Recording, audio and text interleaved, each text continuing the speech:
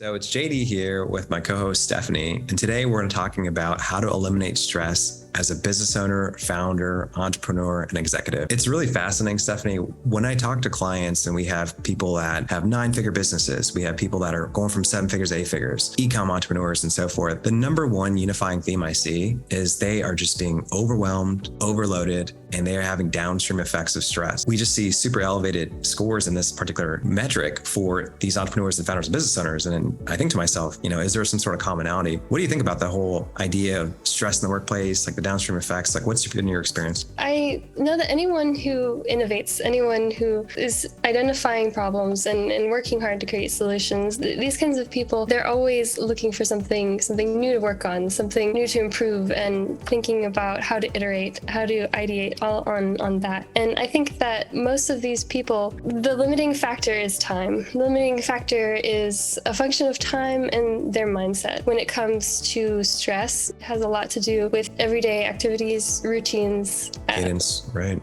Yeah, habits. Something that a lot of people can really become totally swept up in. Your day-to-day life, there's the concept of eustress versus de-stress. Stress, yeah. And so I think that a lot of people don't realize how much of an impact their mindset has on how they perceive everyday challenges, which of course, the more involved you are in business, the more you're going to see these challenges. Right, yes, mindset is a big deal. The first battles we say are from within and how to overcome them. What I've really seen from the clients that have thrived, that have really just kind of turned it around, gotten leaner, kind of seen metabolic gains and so forth, they have this period of consistency. They either work out the same day, the same time, they do it consistently, go to bed at the same time, they wake up the same time. And for me personally, this sounds really weird, but I hired an accountability coach, right? And all he does is track my R ring and Whoop band scores and tries to make sure that I'm going to bed on time, like I'm waking up at the same time, I have great sleep scores. And then if I'm not, they start yelling at me, right? And over Slack or so forth. And that just quantum change has really impacted me in terms of being more resilient and also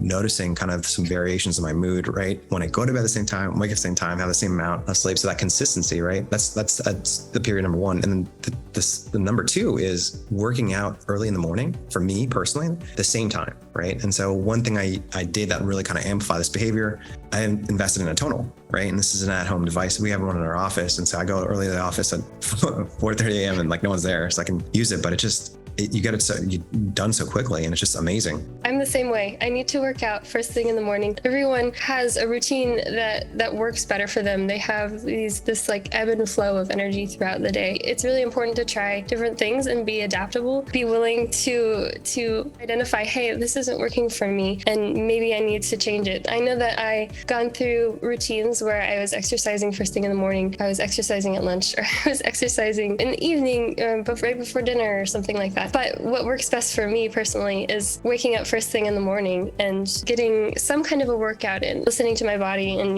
do I need to do more or less strength? Do I need to do more or less cardio? And then following that with a nutritious breakfast. That's my routine for the morning. It allows me to be very productive first thing in the morning when I tend to be most creative. But it's important to kind of identify, like I said, where those work best for you. It sounds so easy to do, but it's hard to implement. What are some guardrails that make sure that, hey, Stephanie, like you're going to do this, right? I got the tonal. I have this accountability coach just screaming at me over Slack, sending me nasty grams and emojis. Like, hey, what are you doing? Having an accountability partner, having a coach, having someone to communicate with is really helpful. But also just having a routine that works well for you. I mean, for me, it's first thing in the morning. I exercise and I feel fantastic and my brain functions better. I have recognized that some people it's going to be a little bit different, but I found prioritizing myself first thing in the morning, it sets the tone for my day. And I know that I've already put that time into taking care of my physical and mental well-being. By making that switch, I've recognized a shift in how I work. I feel more fulfilled in how I work and I feel more efficient in how I work. When I'm not in a meeting, I work at a treadmill desk and I've seen this I've seen this at co-working spaces and a lot of offices. They have treadmill desks and they have gyms and that kind kind of a thing. What was really popular when I was in the growth equity world is we used to take these walking meetings, and that threw me off, right? So when I was interviewing for different roles way back when, this is like, a few years ago, for these partner roles at venture capital, growth equity firms, they would often do like a walking interview with a partner, and it threw me off because I was like, what the heck? But I think like just doing that walking meeting was really helpful because it helped kind of clarify if this was the right fit. But if we were supposed to like hypothetically do a running meeting or a jogging meeting,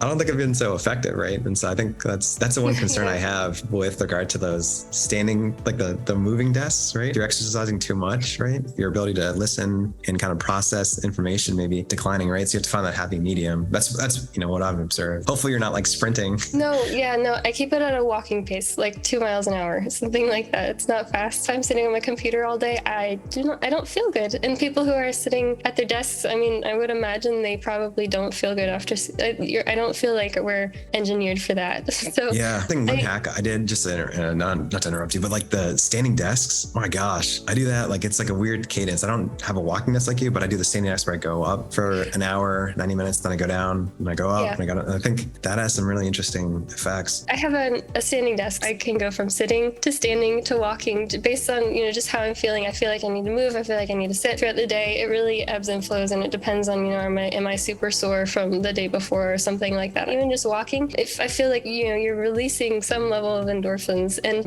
you're burning calories, which if you're standing versus sitting, the difference isn't that much. When you think about how much time you spend working, it makes sense to spend some of that walking. And so I have this standing desk that I just it's really wide. So I have half of it has a seat, and then the other half is a treadmill tucked under it. That's amazing. Yeah. Forget the tonal. It looks like you need to get like a, active desk, right? Where you have a treadmill, and pretty soon they'll have like a weighing machine attached to it, right? So like lift your hands up. No. That would really that would be super dialed in. No, yeah, that's the next thing. And getting back to the whole idea of like stress and the age of infinite distraction. And it's so funny because like I think there shouldn't be any stress. Like hypothetically, there should be no stress, right? We have instant delivery of movies, of food, of groceries, or whatever, right? Like through the apps and stuff. We're working from home. A lot of people are, right? Why is there stress, right? I think that's kind of like the biggest question that is out there, but I can understand why, because especially for those that are entrepreneurs and executives and business owners, like they're super driven, right? And they have just one standard. It's just to be the very best. And that's why they're like, just trying to do more than anyone else, right? But what is your thought on that? I disagree with you. I feel like the fact that there's so much potential for instant gratification is exactly why there's so much stress. People who live in the city, they can instantly, and you had mentioned like door dashing food to you, you can decide on, there's an enormous volume of information to sort through to decide between. If you live a block from a restaurant or a grocery store and your only option is to cook yourself dinner, it's going to be a lot easier to make yourself go do that. But instead you have this enormous volume of opportunity. Yeah, decision fatigue. Interesting. No, that's so interesting you're mentioning that. Decision fatigue can lead to stress, right? And that's why like Barack Obama hypothetically used to wear the same, like used to have his wife or someone else pick out his suit and tie the night before. And Mark Zuckerberg, CEO and founder of Facebook, wears the same shirt to avoid decision fatigue. So what you're saying is the fact that we're in the age of infinite distraction and infinite abundance, there's too much decisions to make, and that's why there's a stress, right? If you delete and delegate those decisions out, the micro decisions, and focus on the things that matter, maybe you're not going to be so stressed out again. That's another point that as far as prioritization and optimization and making myself more efficient, something that I try to do is every evening when I'm kind of winding down for the day is I think about what I'm going to eat for lunch and what I'm going to eat for breakfast. If I'll make something extra for dinner, and then I'll just make enough to have lunch for the next day. So then during the middle of my workday, when I'm really flowing and I'm being productive, I feel like I lose momentum by making decisions like what am I going to have for lunch. You're focusing on things that don't matter, the non-essentials, right?